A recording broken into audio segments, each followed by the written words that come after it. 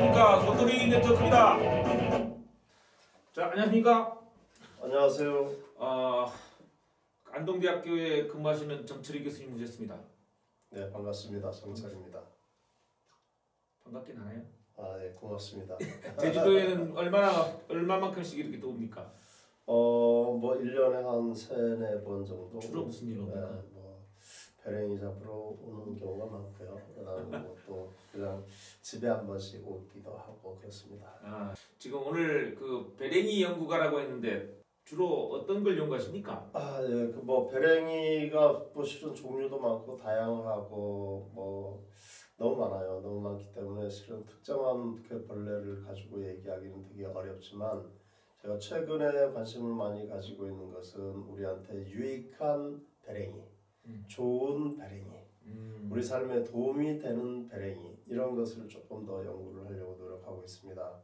제가 처음에 시작은 뭐 대부분 곤충 연구를 하시는 분들이 그렇긴 한데 처음에는 해충 방제, 우리 귤 가선의 이제 귤응애에서부터 뭐 깍지벌레니 이런 해충 방제에 대해서 관심을 가지고 시작했는데 이제 점차 이 생물들의 중요성을 알아가면서 어떠면 조금 더 이 생물들의 존재 이유를 더 밝혀주는 게 좋은 측면을 더 강조를 해주는 게 좋겠다.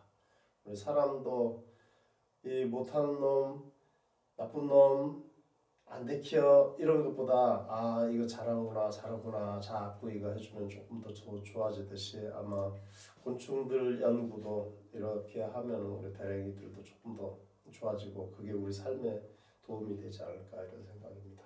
예. 뭐 보기보다는 말이 많으시네요. 사회자가 질문도 안 했는데 쓸데없는 얘기하면 죄송합니다. 좋은 치료자가 아닙니다. 예. 자, 그러면 우리 배랭이 연구가 정철희 교수가 걸어온 길을 통해서 앞으로 이 벌레 뭐라고 하죠 이게? 배랭이가 앞으로 우리에게 어떤 역할을 할 것인지 한번 전문적인 식견을 한번 들어보도록 하겠습니다. 1968년생 맞으시죠? 네. 출신지는요? 제주도 남제주군 성산읍 고성리. 지금은 제주도 제주시 성산읍 고성리. 서귀포시죠? 네, 그렇습니다. 네. 쓸데없이 말 많으니까 틀린 말을 많이 하게 되는 거죠. 그러면 그 성산읍 고성리라고 하는 데서부터 출발을 해야 되겠네요. 자기가 태어난 고장 고성리는 어떤 곳입니까? 고성리는 옛날에 성이 있었던 데라서 고성리라고 하는 것만큼 뭐 지형적으로도 중요하고 또 실제로 한라산의 동쪽편에 일출봉을 끼고 있어서 전기가 좋은 곳 이렇게 보시면 되겠습니다. 예, 제가 질문할 때는 지금 제가 본인이 하고 있는 일에 반추해서 고성리가 어떤 영향을 미쳤는지를 엮어가는 일이기 때문에 그거에 맞춰서 대답해 주면 좋겠습니다. 네, 다시 한번 묻겠습니다. 고성리가 어떤 곳입니까? 산 좋고 물 좋은 곳이죠. 그래서 벌레도 많고. 예, 그쪽에 농사짓는 분들 많죠. 그렇죠. 그래서 뭐 대부분 뭐 고성리는 뭐 귤농사를 최근 40년 동안 이제 많이 좀 짓기도 했지만 실제로 전형적으로 밭농사 지역 중심이었죠. 네, 고성리가 그 성산읍의 중심지 아닙니까? 네, 맞습니다. 읍면 소재지인데 네. 그런 거에 비해서는 다른 지역에 비해서 아주 많이 좀 쇠락한 지역일 것 같아요. 제가 파악하기로는. 뭐 꼭 그렇지도 않은 것 같아요. 뭐 이 고성리보다는 실은 성산의 대표가 성산리가 돼서 성산리 일출봉이 더 많이 알려져서 그렇지 실은 고성리의 내부 잠재력은 매우 높다고 생각을 합니다. 어떤 측면에서요? 뭐 지역적으로 뭐 실은 인적 자원들도 이제 많이 배출됐고 실제로 이제 많은 훌륭한 일들을 하신 분들이 고성리 출신들도 많고요.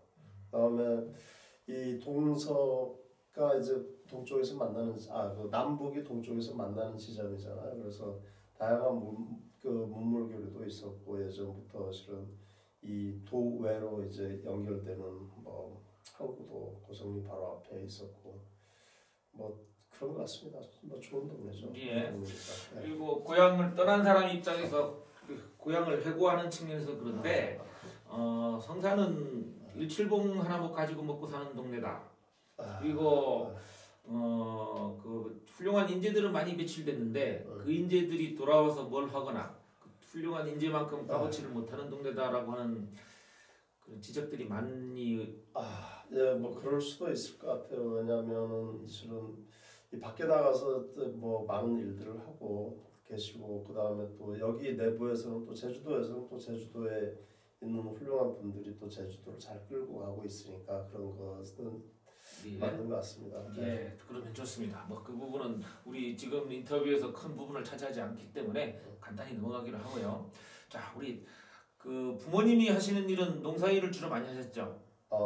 부모님은 농사 일만 하셨죠. 아, 그래서 뭐 실제로 뭐 저희 부모님이 두 분이 만나시고 나서부터는 지금까지 농사만 지으셨죠. 네.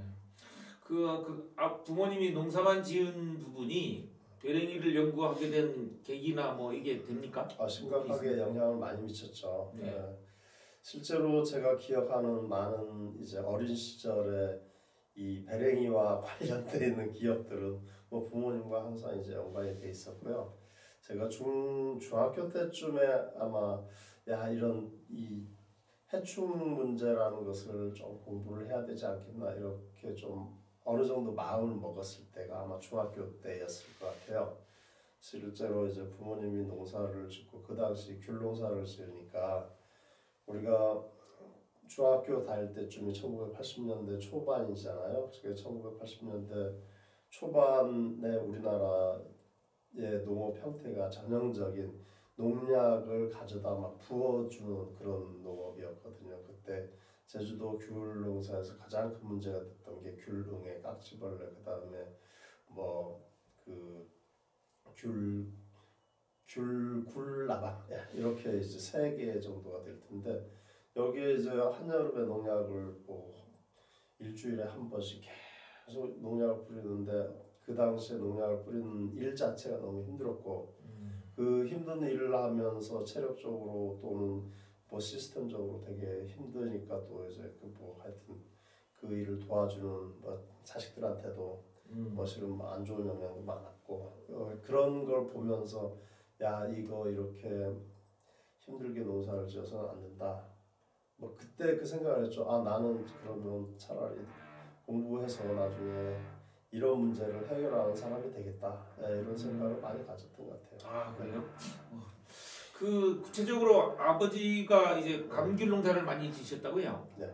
네. 그 얘기를 좀 할까요? 언제부터 아버지가 그 실은 뭐 우리나라에서 제주도에서 귤 농사를 본격적으로 지은 게 1960년대 초반으로 알고 있는데 아버지가 귤 농사를 짓기 시작한 게 이제 69년부터라고 봅니다. 69년에 시작하면서 그 다음에 이제 70년쯤에 제주도에서 몇 제주도 차원에서 이제 이 소위 영농 후계자들, 청년 영농인들을 이제 모아서 제주도 서귀포시에 이제 감귤 재배를 시작하는 사람들 모아서 합숙 훈련하고 그 다음에 일본에 가서 기술을 가져다가 한국에 정착시키는 이런 과정에 아버지가 거기에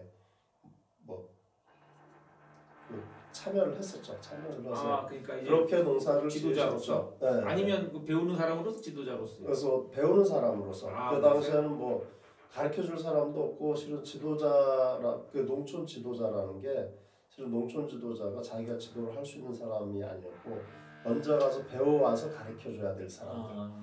그렇게 해서 아마 그때부터 시작을 하셨죠. 그래서 아버지가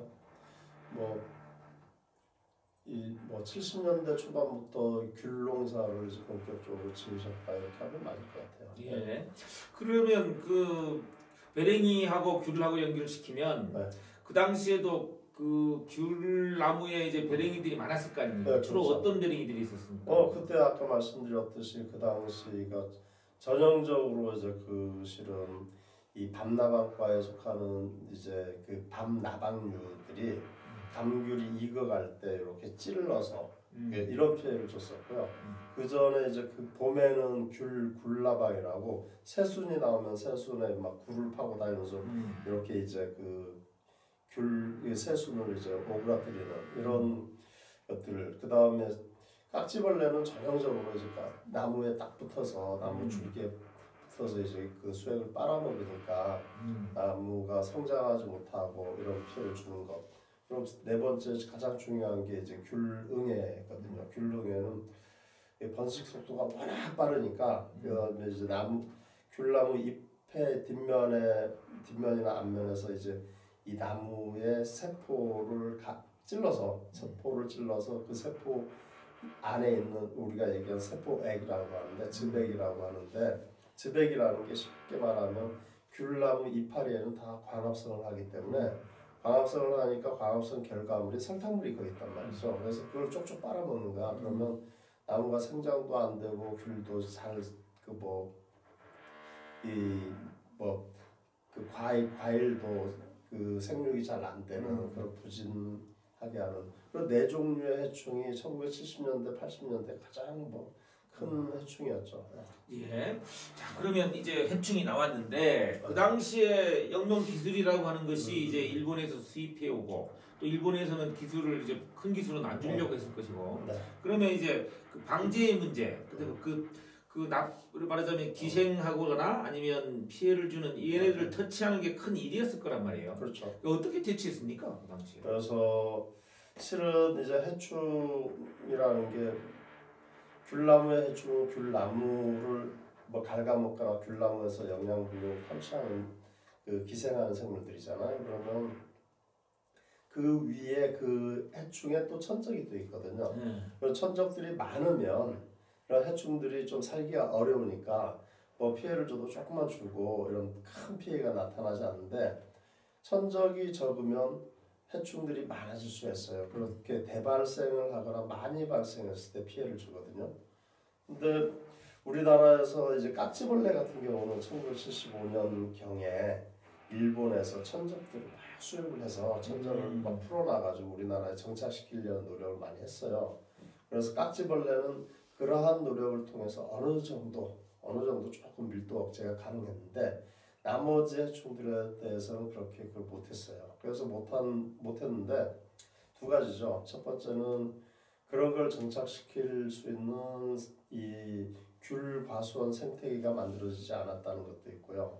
두 번째는 그 당시에 이제 농업 생산 관리의 어떤 전형적인 이제 패러다임이라고 하는 게 실은 투입 농업이거든요. 1970년대 우리나라가 못 살았잖아요. 못 사니까 농업 생산을 잘 해야 되고 또 나무를 깨끗하게 키워야 되고 그래서 우리 어릴 때만 해도 실은 과수원이 있으면 과수원 바다에 가서 맨날 앉아서 검질 내고 다 이제 불 뽑잖아요. 그 기억을 하시죠? 아마 네. 하실 거예요.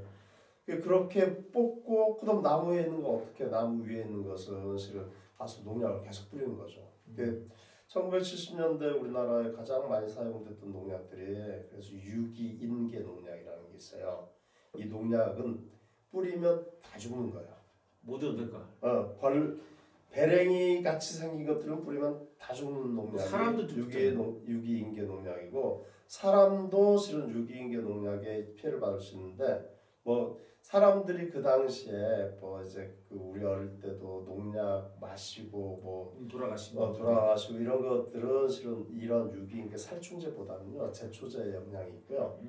어쨌든 그렇게 다 죽이는 농약들을 선호하던 시대가 1970년대, 1980년대예요. 그러니까 아까 말씀드렸던 싹 뿌리고 나면 천적들이 먼저 죽어요. 왜냐하면 천적이 실은 그런 약재에 더 약하거든. 천적 깨끗하게 죽고요. 해충들이 한 7-80% 죽지. 근데 나머지 20-30% 남은 애들이 가만히 전쟁통에 살아나서 보니까 천적들이 없는 거예요. 밥은 많고. 그러니까 더 빨리 발생하죠. 그래서 이렇게 계속 돌아가면서 계속 피해를 더 증폭시키죠. 그러면 어떻게 하겠습니까? 더 잘 죽이는 농약들을 또 갖다 뿌리는 거죠.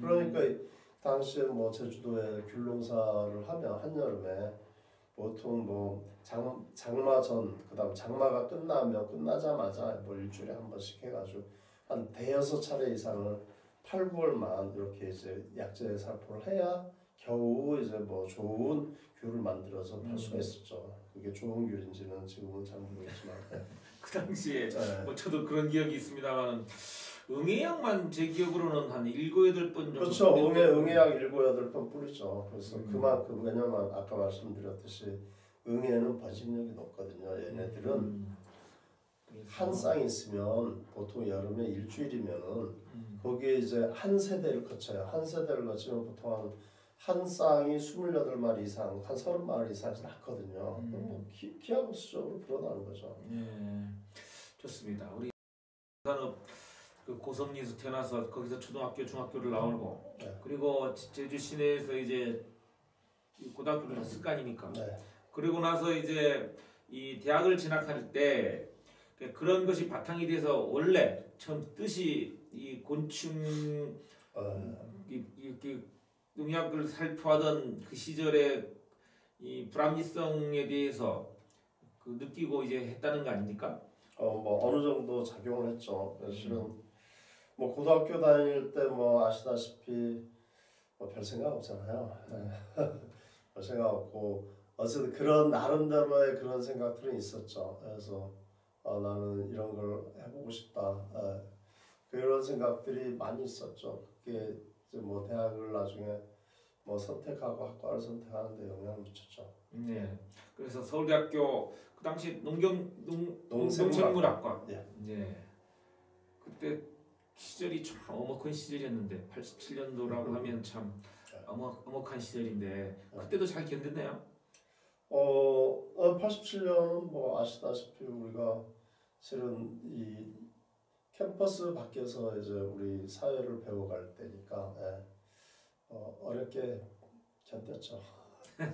뭐 다 그런 시절을 겪는 거니까 어떻게 바뀌었는지는 뭐 각자 사생활로 남겨두기로 하고 자 우리 이 배랭이 관련된 것을 주제로 삼았기 때문에 이 배랭이 글을 이제 농식물학과에서 이제 전공을 하다 보니까 제일 처음에 와닿은 그 모멘텀이 있었을 거예요. 실은 뭐 그 대학에 들어가서 실은 곤충학을 배울 때 초창기에 별 생각이 없었어요. 실은 처음에 이제 농업의 이제 해충 문제에 대해서 이런 문제에 관심을 되게 많이 가지고 대학을 갔는데 대학에서 초창기에는 좀 약간 이제 뭐 사회에 대한 관심들이 많았고요. 그리고 조금 지나면서 실은 이 사회 다양한 이제 그런 분야들 중에서도 환경 문제에 조금씩 더 관심을 가지게 되었죠. 뭐 그러면서 뭐 대학을 졸업할 때쯤 약간 고민도 했죠. 제가 이제 계속 곤충이나 이제 병해충 공부를 할 것인가. 뭐 그러면서 대학원을 결정하게 될 때 그리고 곤충을 가지고 생태학을 하면 환경 문제와 병해충 문제를 같이 좀 이렇게 얘기할 수 있지 않을까. 그래서 이제 일단은 대학원을 가면서 석사 과정을 곤충을 하는데 이제 땅속에 사는 곤충을 했어요. 땅속에 사는 곤충을 가지고 이것이 환경에 어떤 영향을 주는지, 환경에 따라서 어떻게 달라지는지 이런 걸 가지고 환경을 개선할 수 있는지 뭐 이런 쪽에 대한 이제 뭐 연구를 했죠. 연구를 했는데 그리고 그 2년 정도 이런 연구를 하면서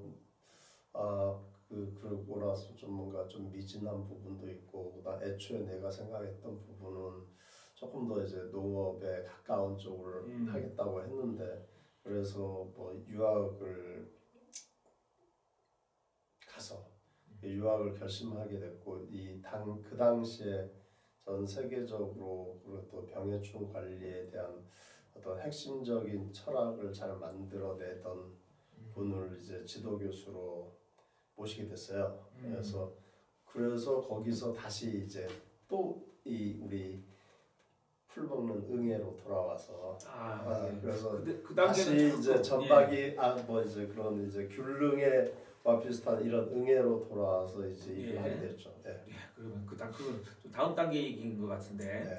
그 서울대학교 농생물학에서 이 연구하는 수준이라는 게 어떻습니까? 이제 당시에 우리나라 사회의 농업 연구 분야의 연구 성과랄지 네. 수준이랄지 이게 보면 실제로 우리가 다니던 1980년대나 1990년대 초는 뭐 아시다시피 우리나라의 이제 일부 과학기술 분야는 조금 뭐 발전하기 시작했지만 그게 우리 국가 사회적으로는 세계화의 시점과 비슷하잖아요. 그렇죠. 그리고 소위 말하는 인터넷이 1990년대 이제 뭐 보급이 되던 시대니까 그 당시만 해도 뭐 열악하죠. 실험실도 열악했고 실제로 우리가 가지고 있는 게 뭐 아무것도 없었으니까 뭐 지금도 그렇지만 그때도 이제 뭐 삽 들고 가서 연구하던 그런 시절이었다고 봅니다. 예. 네. 혹시 제 생각이 틀릴 수 있겠는데 그 당시에 유능한 교수 선생이라고 하면 일본어를 잘하고 일본의 연구 성과를 잘 가져다가 잘 도시리는 잘 전달하는 사람이 유능한 사람으로 비춰졌던 시대 아닌가요? 특히나 농업 분야는? 농업 분야는 실은 뭐 이제 저희가 대학원 다닐 때쯤부터가 실은 미국에서 공부하신 분들이 들어와서 이걸 얘기하는 딱 그런 분기점이었던 것 같아요. 그러니까. 그래서 우리나라 농업이 실은 농업 과학이 뭐 일본의 영향을 절대적으로 많이 받았죠. 그게 아마 1980년대 초중반까지는 그렇게 우세했는데 이 1990년대 넘어서면서 미국에서 공부하신 분들이 이제 대거 그렇게 한국으로 들어오던 것 같아요. 그래서 그러면서 이제 경향이 뭐 미국 쪽으로 아주 크게 쏠리기 시작했죠. 그렇지만은 뭐 말씀하신 대로 그런 두 지역에 미국과 뭐 일본과 미국의 영향을 많이 받았죠. 농업과학 분야가. 그리고 뭐 일본의 영향이라는 것도 결국은 또 이제 서부의 이 학문들이 일본에 들어와서 걸러서 들어오는 형태였으니까. 네. 그래요. 그 당시에 우리가 격동기를 살면서 큰 격동기 중에 하나가 이제 사회 문제에 참여하지 못하거나 아니면 회피하는 사람들이 다 유학을 가게 됐고 또 그 당시에 소득도 좀 높아지면서 특히나 유학도 미국으로 가는 사람들이 많았고 또 국가에서 또 지원도 많이 해줬단 말이에요. 그 국비 유학생들도 많이 배출되고 그래서 어쨌든 미국에 유학을 가게 됐는데 국비 유학을 가게 된 거 아닙니까? 그 대학을 선택하게 된 거는 아까 말씀하신 그분을 쫓아가야겠다 해서 간 겁니까? 아니면 어떻게? 네, 그렇죠. 그러니까 제가 뭐 어쨌든 곤충 분야, 해충 방제와 이런 생태 분야에 이제 몇 분이 그 당시 몇 분이 있었어요. 한 세 분한테 이걸 원서를 냈죠. 세 분한테 원서를 냈고 근데 이제 마침 이분이 받아주셔서 뭐 그쪽으로 간 거죠. 오레곤 주립대학. 네네. 오레곤 주립대학은 어떤 대학입니까? 거기가 뭐 원래 그 뭐 오렌지 재배를 많이 하는 곳이라고는 알려져 있는 동네긴 한 것 같은데. 오레곤 주립대학은 실은 이제 미국의 이제 뭐 주립대학들이 한 50개 정도 되는 이제 뭐 농업 중심 대학들이 전부 주립대학으로 이렇게 바뀌어가는데요. 그 중에 하나고 오레곤이라는 것이 미국 서부에 아래쪽으로는 캘리포니아, 위쪽으로는 워싱턴 딱 그 사이에 있는 게 오레곤이거든요. 그래서 이제 태평양을 끼고 있는 작은 주죠. 우리나라로 치면 주로 한 뭐 충북이나 뭐 이렇게 이 정도 되는 충청 뭐 남도 정도 되는 이런 주예요. 이런 주에 있는 주립대학이고 뭐 대학은 크지는 않은데 그 대학이 되게 작은 도시에 있어요. 그 대학이 있는 데가 코발리스라고 해서 코발리스 인구가 한 5만밖에 안 돼요. 5만 정도가 되고 그 중에서 대학과 관련돼 있는 사람이 한 2만 이 정도 돼요. 그러니까 대학 도시죠. 그래서 그런데 딱 위치는 전형적인 이 미국의 이제 주립 대학 도시예요. 거기에 있는 학교고 거기는 제가 오레곤 주립대학을 선택한 이유 중에 또 하나는 이 농업 체계가 우리나라하고 좀 비슷해요. 거기는 미국의 농업하면 전부 대단위 농업 얘기를 하잖아요. 근데 오레곤은 이 단위 면적들이 다 작아. 거기에는 이제 한 100가지 종류의 작물들이 100가지 땅에 심긴다고 얘기할 정도로 그래서 우리나라의 체계와 그래도 조금 비슷한 지역이 아닌가. 거기에 가장 주 농작물 중에 주요 과실 중에 뭐 사과, 배 이런 것들이 주예요. 그러니까 네.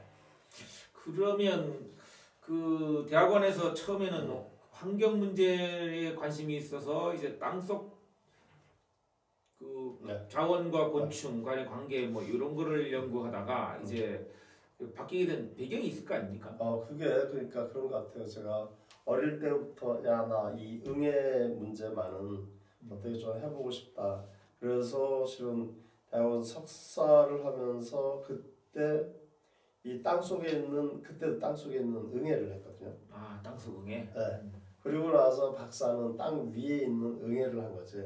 땅 위에 이제 나무 위에 있는 응애. 그래서 박사 과정에서는 아까 이런 사과나무 잎에 배나무 잎에 가서 이런 피해를 주는 응애들을 이 천적으로 관리를 하는 것들을 좀 해보고 싶다. 그래서 그 천적도 천적인 응애. 그래서 실은 뭐 계속 똑같이 저는 응애를 계속 연구를 해온 셈이에요. 아, 그래요? 자, 그러면 응애에 대한 연구로 이제 학위도 받으셨다는 얘기잖아요, 그죠? 네네. 그 관련 연구로. 네. 그런 사람이 우리나라에 전 세계적으로 몇 명이나 됩니까? 뭐 응애를 해서 뭐 학위를 받은 사람들이 뭐 많죠. 그러니까 우리나라에서도 응애를 가지고 박사학위를 한 사람들이 우리나라에서도 뭐 한 10명. 그럼 많다는 얘기네, 그거는. 10명은 되겠네요. 그게 많지는 않다는 거죠. 되게 적죠. 아니, 전 세계적으로는 그렇죠. 전 세계적으로도 실은 응애를 연구하는 사람들이 지금 뭐 그래도 한 뭐 지금 현재 응애를 집중적으로 많이 연구하는 사람들 이렇게 쳐도 못해도 한 1000 정도 될 것 같아요. 예. 네. 그 정도면 우리 인류가 적어도 응애를 이제 컨트롤이 가능하다고 봐야 되지 않나요? 어떻게 하나요? 못하나요? 그렇진 않고요. 그래요? 실은 이제 이 곤충이 전 세계에 곤충들을 한 뭐 기록되어 있는 것들이 뭐 한 300만 종, 뭐 적게 잡는 사람들은 100만 종 하는데 지금 한 300만 종에서 한 800만 종류가 된다고 그러거든요. 곤충 종류가. 네. 예. 그 다음에 이제 응애들은 그거보다는 적은데 뭐 한 50만에서 100만 종 정도가 된다고 봐요. 응애들이 이제 곤충. 네. 그래요? 네. 그래서 이제 그 작은데 지금까지 우리가 제일 잘 아는 응애가 한 종류가 있어. 이게 전박이 응애라고 하는데 얘는 우리가 진짜 잘 알아요. 속속들이는 다 몰라도 상당히 많이 알아. 그런데 그게 최근에 한 30년 동안 사람들이 한 1000명 정도 되는 사람들이 이렇게 연구를 해서 얘는 그렇게 조금 더 잘 아는 것 같아요. 그 정도 실은 생물들이 왜냐하면 얘들하고 우리하고 싸우는 거하고 비슷하거든요. 그렇지. 걔들은 근데 우리보다 훨씬 오래 살았잖아요. 그러니까 애들이 그런 이제 꾀도 훨씬 많은 것 같아요. 그래요. 그러면 또 궁금한 게 또 생기는데 응애란 놈이 그렇게 종류도 많고 종류가 많아진 이유는 자기네가 살아보려고 그렇게 변이가 거친 건가요? 아니면 그렇죠. 이렇게 이유가 있어 그렇게 많은 종류가 있을 거 아니에요. 그리고 조상은 하나인가요 그러면? 조상이 응애 조상 최초 조상. 그러니까 응애 최초 조상은 뭐 한 셋 정도로 나눠서 얘기를 하기도 하고요. 근데 어쨌든 종류가 많아진 이유는 이렇게 얘기한 대로 살아보려고 해서 환경에 뼈 맞추는 거잖아요. 살아보려고 해서 그렇게 하는 건데 그 살아보려고 해도 숫자가 집단이 크지 않으면 나눠지지가 않아. 예.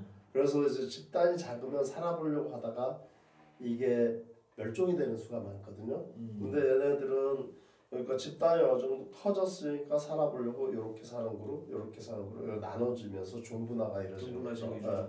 그 다음에 뭐 대규모 이주를 해서 요 땅에 갔는데 살다 보니까 땅이 갈라져서 딴 놈들이 되기도 하고 이렇게 하거든. 그래서 그렇게 봤을 때는 일단은 50만 종이면 어마어마한 건데. 집단이 크다는 거죠. 우리는 인류는 그 한 종이잖아요. 한 종밖에 안 되니까. 근데 그런 식으로 따지면 인류가 그렇게 변이되는 상황은 어떤 상황이 될까요? 화성으로 가서 화성인하고 결혼하고 교배에서 일어나는 일인가, 이종 간의 교배에서 일어나는가, 아니면 환경에서 변화해서 일어나는가? 그거는 실은 이종 간의 교배에서 이 새로운 종이 탄생해 나갈 가능성은 아주 적고요? 네, 아주 적어요. 아주 적고 실은 종 내에서 변이가 나중에 고착화돼서 새로운 종으로 발달돼 간다고 보는 게 더 맞을 겁니다. 예, 그러면 우리 인류에서도 그러면 이제 뭐 한국에서 사는 사람, 한국 사람 중에서도 뭐 1800년에 사는 사람, 1600년대에 사는 사람 뭐 이렇게 다르다게 느껴지잖아요. 그렇죠. 그렇지만 이 소위 응애의 한 종이 변한 건 그보다 훨씬 더 크다는 얘기가 되는 그렇죠. 거예요. 그거보다 훨씬 더 크고 그 다음에 두 번째는 그러니까 그 변이나 종분화의 속도하고 수명과 관계가 있어. 수명. 그렇죠. 그래서 응애들은 보통 아까 얘기했듯이 일주일이면 한 세대를 거치잖아요. 사람은 30년에 한 세대라. 예. 그러면 시간을 그렇게 나눠서 봐야 된다는 거죠. 그렇게 보면 실은 걔들한테 훨씬 그 분화의 가능성이 높은 거고 그럼에도 불구하고 인류도 마찬가지예요. 인류도 지금 지구상에 이렇게 살고 있는 인류들을 우리가 호모 사피엔스라고 하는 이제 한 생물군으로 보잖아요. 근데 우리 이미 뭐 얼마 안 됐지 한 뭐 그러니까 10만 년에서 30만 년 전에 그 당시가 우리 구석기 시대잖아요. 구석기 시대 사람들만 해도 우리와 다른 사람이었거든. 다른 종류, 다른 종의 그 구석기 시대 사람들과 지금 사람들이 지금 교미를 자손을 제대로 낳을 수 있을지도 실은 뭐 확신할 수 없을 정도로 다른 사람이었거든. 예. 지금 제가 자꾸 이 관련된 질문을 하는 이유는 그 응애가 지금 50만 종이라고 하잖아요. 네네. 종 하나의 변이가 어느 정도 큰 건지를 제가 가늠해 보려고 그렇게 하는 건데, 그러면 지금 현생 인류와 적어도 신석기 말고 구석기 정도의 인류의 차이를 한 종이 변화라고 봐야 되나요? 어떻게 되나요? 그렇죠. 그 정도 되죠. 사람이라면 우리가 느낄 수 있는 그 정도? 네안데르탈은 그렇죠. 네안데르탈이 실은 우리 인류와 다른 종이잖아요. 예. 자, 그러면 그 정도로 많으면 결국 인간은 아무리 해도 응애를 이기지 못한다는 얘기가 되는데. 그래서 응애를 이긴다고 하기보다는 응애가 집단이 워낙 크기 때문에 그 응애 한 종과 싸움을 계속 하고 있는 거예요. 그래서 그 싸움도 해봐야 결론은 해봐야 지금 뭐 아니죠. 지금 그래도 기껏 싸워봐야 지금 우리가 한 50년 싸웠거든. 뭐 조금 더 오래 싸웠다 하시면 지난 한 100년 정도 치열하게 싸운 거고요. 그 아시다시피 모기 이길 수 있습니까? 잘 타협해서 모기장 치면 이기잖아요. 모기장 치면 피해는 아니 이기지 못하는 거죠. 그러니까 그 실은 이기지 못하고 그냥 서로 이제 타협점을 찾는 거예요. 우리 정전선언 하듯이. 그래요? 그러니까 이제 종전선언 하는 거죠. 종전선언 딱 하고. 지금 종전선언이 안 되고 지금 정전 상태잖아. 모기와도. 단계 한시적 정전. 아니 응애 피해가 워낙에 크다 보면 그 사람이 이제 농가 피해도 크고 뭐 이러기 때문에 모기와는 비교가 될 수는 없긴 한데 좋습니다. 그 응애 연구를 해가지고 이제 한국에 들어왔습니다. 실제 적용은 어떻던가요? 실제로 실은 그때 유학을 가기 전과 후에 약간의 상황이 달라졌어요. 왜냐하면 그 사이에 실은 이제 뭐 응애에 대한 이해도 많아졌고 그리고 돌아와서 이 돌아왔을 때가 2000년 초반인데 그 당시 친환경농업법도 만들어지고 전 세계적으로 실은 응애와의 전쟁에서 전면전을 피하자. 그래서 타협을 찾자. 요게 실은 이제 그 뭐 전 세계적인 그 합의예요. 못 이긴다. 그래서 타협하자. 타협해서 대신 줄 거 주고 우리도 이제 챙길 것만 챙기자. 이런 쪽으로 바뀌기 시작한 거예요. 그래서 이 뭐 농약 관리하는 방법들도 바뀌고 이 천적들도 더 집어넣어주고 그 다음에 이 과수원도 예전에 이제 우리가 청정 재배라고 해서 땅바닥 시커멓게 귤과수원에 또 나무만 있고 나무 풀 안 자라게 하던 그런 재배 방식에서 풀도 자라게 하고 이렇게 해야 다른 천적도 오고 그다음 해충도 와서 이것도 먹고 이것도 먹고 이런 식으로 이제 좀 구조를 복잡화해가면서 그러면서 한 뭐 길지 않은 시간 안에 이 응애 문제가 상당 부분 조금 이제 완화가 된 거예요. 지금의 모기 수준 우리 인류에게 모기 수준 정도가 된 건가요? 아니죠. 인류에게 모기는요 재앙이에요. 그러니까 이제 우리가 인류하고 모기와의 이런 그 큰 전쟁과는 비교할 때는 인류가 이 응애하고 싸운 거는 진짜 동네 주먹 다짐 정도도 안 돼요. 그 얘기가 또 흥미로워졌는데 응애가 그렇게 무서운 건 줄 알았는데 응애가 생긴 것도 마치 에어리언 같이 생겼잖아요.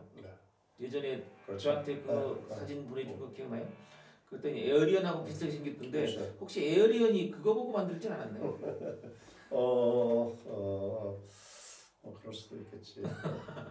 누가 예. 그 예전에 누군가 그랬어요. 그 우리 응애들 중에서 딱 그 영화에 나오는 그 시커먼 요거 그거하고 똑같은 애가 있어요. 생물이 똑같은 애가 있어요. 거기서 영감을 받았을지도 모르겠네요. 그러니까 어떤 형상을 개상한 형상을 만들어내는 맞아. 영화이기 때문에 그 아이디어가 있었을 거 아니에요. 그렇죠. 아이디어가 뭐 갑자기 나오는 것도 아니고. 맞아요. 그랬을 것 같아요. 그 영화 감독 하려고 해도 관찰을 많이 해야지. 그래요. 모기 얘기가 궁금해졌는데, 네. 자 아까 응애와 인류와의 싸움이 아주 동네 싸움이고 모기와의 싸움은 아주 그 대포 전쟁처럼 이렇게 비유를 한다면 모기가 그 정도예요? 그 사례를 한번 볼까요? 어떤지. 지금 우리가 인류가 말라리아를 극복했다고 얘기를 못 하거든요. 지금도 이제 우리 인류 뭐 70억 인구 중에서 400만 명 정도가 1년에 말라리아에 걸려서 죽거나 중상해. 1년이요? 400만 명.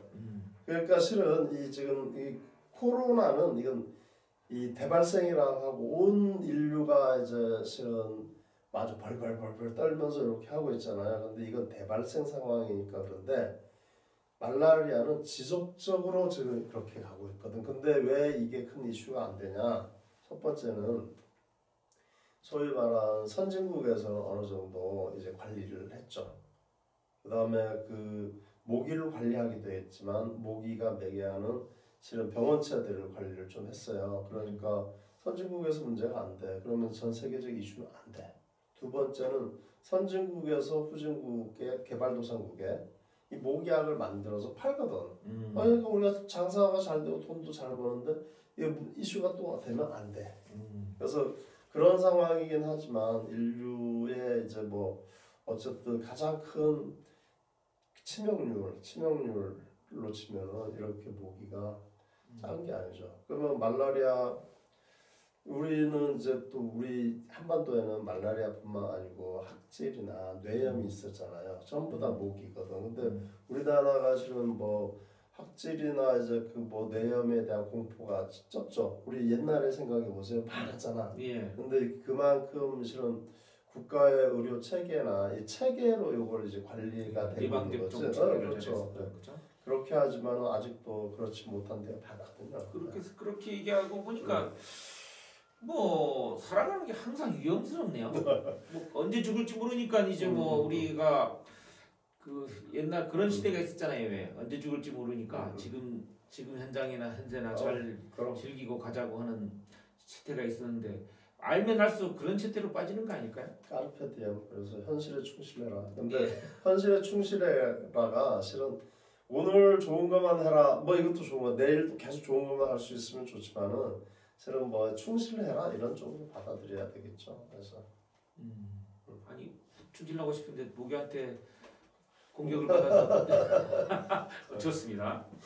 그 와가지고 이제 그 대학 또는 대학원 과정에서 지식을 가지고 적응을 했더니 구체적으로 이게 그 농가들에게 적응했을 때는 어떤가요, 그게? 그래서 실은 그걸 그 뭐 여러 그러니까 같이 이제 그 연구를 같이 하고 뭐 연구를 끌고 갔던 또 많은 선배님들도 계신데 어쨌든 그런 과정을 거쳐서 진짜로 뭐 아주 빠르게 사실은 이제 그 응애 관리 체계는 좀 정착을 시켰던 것 좋습니다. 같아요. 그래서 그런데 그 부분이 정착이 됐다 이런 것들이 와닿지가 않거든요. 듣는 사람이. 자, 그러면 그래서 비포와 애프터로 구분해가지고 사진을 비포 애프터 사진을 하듯이 뭐가 어떻게 되고 뭐가 어떻게 이렇게 좀만 설명해 주실 것 같아요. 비포는 어쨌든 응애약이라는 게 있어요. 응애약. 비포 응애약.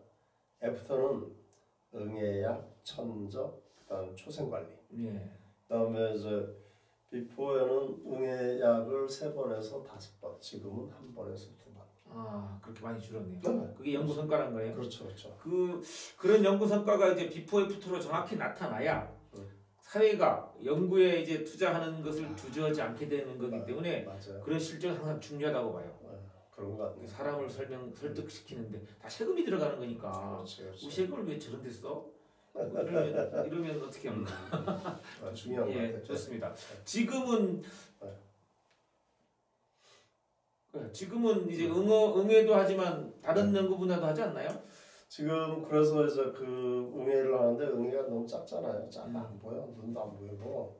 그래서 좀 큰 응애 없나 찾아봤더니 그 벌에 보면 딱 응애가 붙거든. 꿀벌에. 그래서 그러면 이제 꿀벌의 응애를 좀 더 이제 연구를 해야겠다. 그래서 딱 가서 이제 꿀벌의 응애에 대한 연구를 또 좀 확대를 했죠. 이렇게 하는데 꿀벌의 응애를 하다 보니까 이 꿀벌이 또 되게 소중한 일들을 많이 하고 있더라고요. 그래서 꿀벌에 있는 응애 연구를 하면서 꿀벌에 대해서도 공부를 좀 더 하게 됐죠. 그래서 이렇게 해서 요즘은 실은 꿀벌에 대한 연구도 하고요. 그래서 꿀벌이 그러면 뭐가 그렇게 좋으냐? 꿀벌이 꿀 갖다 주는 게 그렇게 좋으냐? 실은 꿀벌이 꿀을 가져다 주는 것보다 더 중요한 게 실은 꿀벌이 중매를 해주는 게 있거든. 그렇죠. 그건 뭐 예전부터. 그래서 실은 우리 사람들이 생각하는 바도 이렇게 보면은 꿀벌 하면 모든 사람들이 꿀을 생각을 많이 했거든. 근데 요즘은 사람들이 꿀벌 하면 그런 화분매개라는 중매 과정을 더 생각을 하게 돼요. 그만큼 사람들이 이 생물에 대한 인식이 바뀐 거죠. 철저하게 어떤 이제 도구로서 바라보던 걸 이 기능을 이제 보게 되면서 이런 게 중요하구나. 그리고 나서 이 꿀벌이 그럼 화분매개를 해주면 뭐가 좋으냐 이랬더니 사과가 더 잘 생겨질 거야. 더 맛있어지는 거고 더 영양분도 좋아지고 이렇게 이제 좋아지는데 그러면 사과만 그러냐? 그런 것도 아니에요. 그래서 뭐 포도는 별로 없지만 이제 뭐 토마토니 고추니 다 그래요.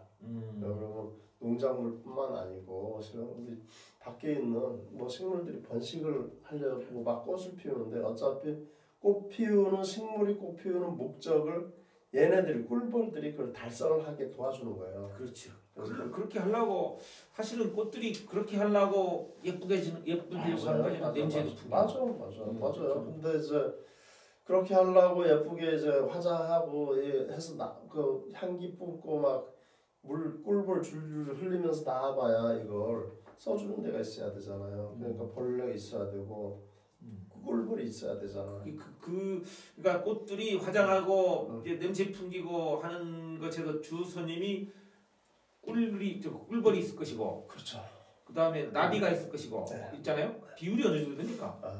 그 보면 꿀벌이 뭐 통상적으로 이제 뭐 약간 뭐 다를 수 있는데 꿀벌이 한 70% 이상. 그 정도 역할을 한다. 나머지 다른 벌들이나 뭐 나비나 파리나 이런 애들이 나머지 이 정도라고 생각을 하면 돼요. 아 그렇구나. 근데 파리는 또 자기 먹기만 하고 또 그럴 것 같은데 이미지상. 그거는 뭐 어차피 그 거기에 실은 그런 거예요. 나비도 마찬가지지 뭐 쉽게 말하면 나비도 실은 얘가 주둥이를 이렇게 뽑잖아요. 쭉 뽑아서 빨대만 꽂아서 꿀만 빨아먹으려고 한다고. 그때 그러려면 자꾸 꽃들이 와서 이제 치대죠. 그렇게 해서 이제 꽃가루를 옮겨주는 거니까 그런 측면에서는 벌들이 가장 꽃가루를 잘 옮겨주게 진화를 한 생물들. 그러니까 제가 아까 파리를 좀 약간 부정적으로 보는 이유는 뭐냐면 얘네는 냄새만 나면 화장실에도 들어가잖아요. 그러니까 그 꽃에다가 이렇게 한 다음에 화장실 들어가거나 아니면 화장실 들어갔다가 다시 뭐 이렇게 하거나 그러면 번식용으로는 좋지 않을 것 같아. 뭐 질병을 매개할 수도 있지만 그럴 가능성은 없진 않아요. 그래요? 그 어떤 사람이 보면 뭐 벌이 뭐 5%가 없어지면 인류의 뭐 그런 얘기를 한다고도 하던데 그 얘기에 정확한 그 얘기를 좀 해주시죠. 그게 뭐냐면 실은 아까 얘기했던 이런 화분매개 생산이라고 하는 건데 이 꿀벌들이 화분매개를 해서 이제 농업 생산이 이루어지는 것들이 그러니까 그런 얘기를 누가 왜 했어요 그게? 그걸 누가 왜 했냐고? 거기서부터 출발하죠. 그 5%의 이야기는 아니고요. 실은 코넬 대학 팀들도 이제 그런 주장들을 했고 그 후에 이제 몇 가지 주장들이 있어요. 뭐 이제 그 얘기가 처음 나온 게 1984년에 레빈이라는 사람이 미국에서 화분매개 경제적 가치가 뭐 양봉에 한 140배 정도 된다. 이렇게 얘기를 하기 시작했고 게다가 우리나라에서도 실은 제가 2008년에 우리나라 화분매개 경제적 가치가 한 6조 원 정도가 된다. 근데 이제 뭐 양봉 생산은 5천억이다. 이렇게 해서 이런 얘기들을 전개를 해요. 이런 것들을 뭐라고 얘기하냐면 소위 말하는 이 생물들의 생태적 서비스의 가치 평가라는 주제예요. 그게 이제 1997년에 콘스탄자라고 하는 이제 그 콘스탄자 연구팀이 이 연구팀이 실은 전 세계 생태계 서비스 가치가 얼마 되냐 이걸 이제 한번 계산을 했어. 그 왜 그러냐면 이 말씀 얘기 드렸듯이 이제 환경 보호해야 한다, 환경 뭐 관리하자, 생물 다양성 보존하자 얘기하는데 야 그 왜? 내가 사는데 뭐 문제 없는데 야 저 뭐 새 죽어도 내가 뭐 별거 있겠냐 이렇게 하지만 이걸 이제 만약에 얘가 하나 없어져 가지고 이런 일들이 다 안 되면 돈이 얘네들이 했던 일들이 다 안 되면 그걸 다 돈으로 메꿔야 되는데 돈이 요만큼 든다. 그러면 요만큼 들게 되면 너 세금으로 요거 돈 더 내야 돼. 근데 세금으로 너네가 이제 뭐 1,000원씩 더 낼 건데 만약에 우리가 이걸 보호하는데 이런 식만 들어간다. 뭐 할래? 그러면 당연히 이제 세금 1원만 투자하고 이걸 보호하자 이렇게 얘기를 할 거 아니에요. 그렇게 해가지고 실은 이런 생태계 서비스 가치 평가라는 이 분야가 이렇게 생겨나면서 이렇게 해봤던가. 이렇게 해서 봤더니 여러 가지 이제 생태계 서비스들이 있는데 이런 이제 벌들이 하는 화분매개가 그렇게 중요하다는 거죠. 중요하다는 거고. 네. 그리고 이제 한 번씩 나타나는 게 화분매개가 안 돼가지고 농산물이 폭등을 하거나 농산물 생산이 안 되더라. 그러니까 이런 것들이 부정적인 면도 이제 생각나는 거지. 안 됐을 때. 그래서 그러면서 이 벌 화분매개가 그렇게 중요하구나. 라고 하는 얘기죠. 어쨌든 화분매개의 중요성을 얘기하는 건데 제가 본 얘기는 뭐냐면 그렇게 이제 확 줄어들었을 때 벌이 못 살게 되는 환경을 만들어졌을 때 인류는 그렇죠. 이렇게 그런 얘기가 연결되더란 말이에요. 그래서 그러면 화분매개가 중요한데 화분매개를 통해서 생산되는 게 뭐냐? 이렇게 화분매개를 통해서 생산되는 게 우리가 얘기하는 주요 과체류가 전부 들어와. 그럼 사람이 그러면 쌀하고 밀하고만 먹고 살 수 있냐? 못 먹어. 그다음에 쇠고기는 어디서 나오냐? 쇠고기는 실은 알팔파에서 나오거든. 그잖아. 알팔파는 어디서 나오냐? 알팔파는 그 꿀벌이나 호박벌들이 가서 화분매기를 해줘야 알팔파가 성장을 하거든요. 씨를 맺고. 근데 결국은 이 벌이 없으면 알팔파가 없어. 알팔파가 없으면 소가 없어. 그럼 소도 없지. 과일도 없어요. 그럼 인류는 어떻게 살아가냐? 생태계 기능의 문제들도 있지만 식량 공급에 이제 식량의 우리가 그런 먹거리의 안정적 공급에 지대에 큰 타격이 생긴다는 거죠. 그래서 그런 얘기를 합니다. 네네네. 동의하십니까? 네. 어느 정도 동의하십니까? 그거는 뭐 실은 우리가 그 2014년부터 16년 동안 그 전 세계에 이런 화분맥의 생태를 하는 사람들이 한 60명이 모여서 2년 반 동안 전 세계 화분맥의 평가를 했어요. 그 평가를 해가지고 그 결과를 2006년에 이제 그 IPBES라고 하는 소위 국제연합의 이제 하부 조직인데 거기에 이 전 세계 대표들이 모여서 모이는 이 총회에 그 우리 보고서를 채택을 시켰다고. 채택을 시키고 거기에 정책 대안들을 쭉 만들어서 이렇게 하세요. 이렇게 해가지고 해서 그게 대한 그 억셉트가 됐거든요. 그래서 그만큼 실은 전 세계적으로 그것들에 대한 그런 인식에 공감을 하고 간다는 거죠. 그러면 이게 그 환경의 문제일 가능성이 높잖아요. 이 지금은 어때요? 환경 때문에 벌이 줄어드는 경향이 있는 환경입니까? 그렇죠. 그거 근거가 뭐예요? 어떤 건데요? 그러니까 실은 이제 뭐 꿀벌의 환경이라고 하면 꿀벌들의 환경이라는 게 그냥 먹는 거. 그렇죠. 꽃이라든가 먹고 살 때, 그다음 먹고 살 때 서식처. 두 번째 서식처. 세 번째는 실은 뭐 오염이 되는 위협을 주는 이제 요소들. 위협 주는 요소가 생물적인 거, 무생물적인 거 이렇거든요. 자, 그래서 첫 번째 먹을 게 풍부한가, 꽃들이 많은가 이런 거죠. 꽃들이 많은가? 꽃들은 좀 많은데 실은 지역적으로 편차가 심해요. 그러니까 무슨 얘기냐면 논만 있는데 가보면 논밖에 없어. 아무도 없어. 거긴 벌 못 살아. 아시겠죠? 그런 이제 대단히 농업이 이루어지면서 지역적인 영양 불균형이 생기기가 쉬워요. 두 번째는 벌 중에는 우리 꿀벌들처럼 벌통 안에 갖다 놓고 우리가 키우는 벌이 있고 또 야생의 벌들도 많거든. 근데 야생의 벌들이 살 때는 지금 없어요. 우리나라 같은. 왜요? 야생에 있는 벌들이 살 수 있을 만큼 충분한 집이 없어요. 전부 다 밭 깔고 집 짓고 그다음에 차 만들고 이렇게 서식처들이 많이 파괴가 됐거든요. 서식처 규모들이 많지 않으니까 그런 요소가 있어. 세 번째는 우리 꿀벌들 입장에서 이렇게 보면 꿀벌들 키우는데 어떻게 키우냐면 모아놓고 키우잖아요. 모아놓고 밥 주고 개밥 주듯이 밥 주면서 키운단 말이죠. 그러니까 밀도가 높죠. 그런 애들은 질병 저항성이 약해요. 아시죠? 전염병도 잘 걸려. 그래서 이런 병들이 오는데 더 큰 문제는 뭐냐면 이 벌들은 가만히 있는데 외국 벌들하고 교류가 생겨.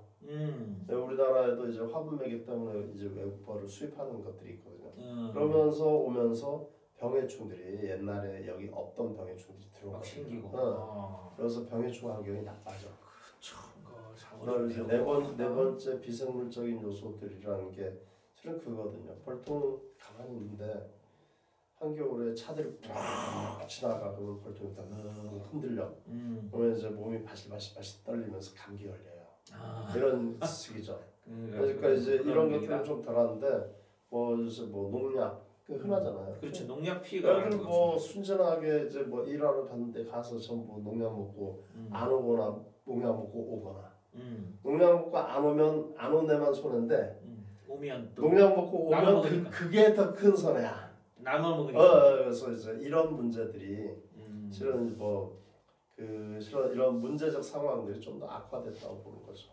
그런 거는 이제 그 환경 교육에도 굉장히 중요한 맞아요. 키워드를 주는 것 같은데 네네네. 그걸 교육에는 어떻게 활용합니까? 환경 교육에. 그래서 교육에 많이 활용을 하죠. 첫 번째는 실은 뭐 이 아이들한테 꿀벌은 아직도 벌침이 있어서 쏘고 이런 데 대한 공포가 더 심하고 그다음에 성인들 중에서는 성인들한테는 이제 그 아까 얘기했던 몇 가지 분야에서 실은 이런 문제가 될 수 있는 소지를 만들어내고 있는 분야들하고의 소통이 필요한 거예요.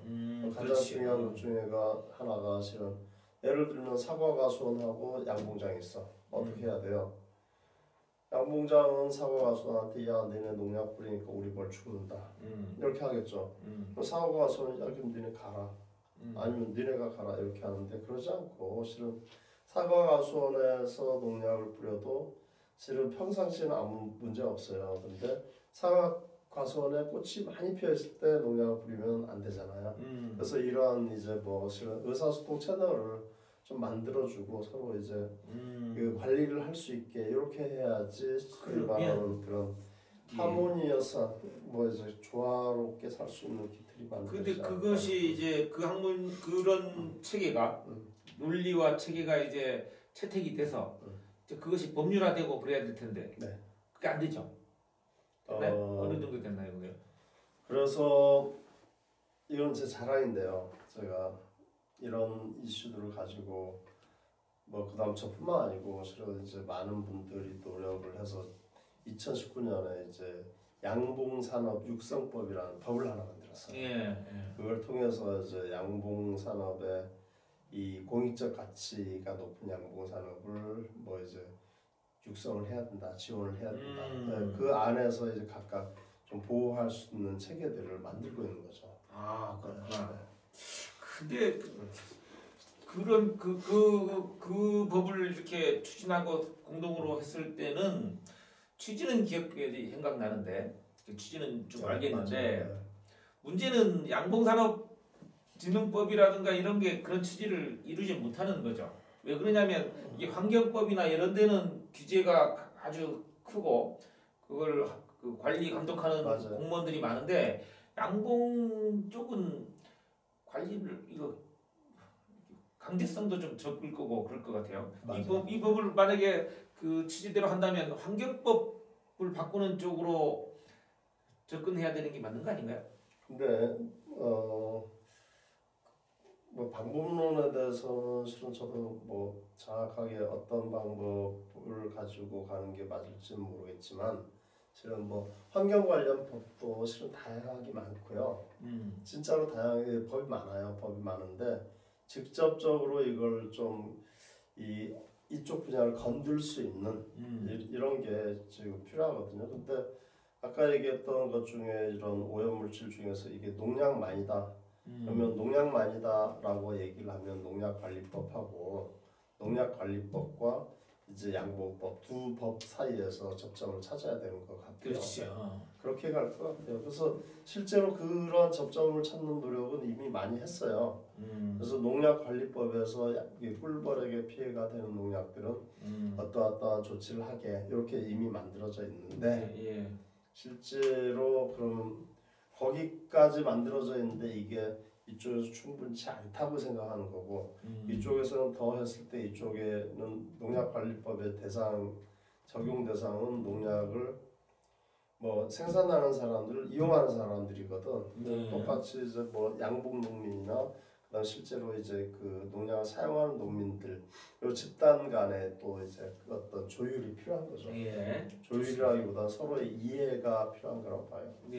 그 응애에서 지금 벌꿀까지는 왔고 지금은 어떤 일을 주로 하시는 거예요? 주로 그래서 그 꿀벌의 이제 그런 공익적 가치를 뭐 재단하고 향상시키고 그런 걸 할 수 있는 일을 하고 있고 주로 그런 주로 그런 일을 하고 있고 또 다른 측면에서는 이제 뭐 이 곤충들이 집단으로 이제 사육이 되잖아요. 이걸 우리가 곤충 산업이라고 하는데 곤충 산업에서 좀 유용한 곤충들을 잘 생산해서 이걸 가지고 실은 부가가치를 만들어낼 수 있는 이런 것들에도 관심을 가지죠.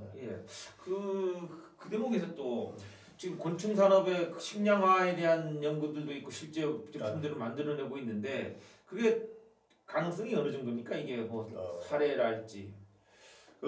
실제로 뭐 이제 이 곤충 단백질을 생산해내는데 제가 아는 이제 아주 뭐 크지 않은 회사인데 그 회사는 하루에 곤충을 한 뭐 7톤에서 10톤 정도 생산할 수 있다고 그래요. 아, 곤충을 생산하는 그래서 한 10톤 정도를 생산해낼 수 있으면 이거는 뭐 괜찮은 양이거든요.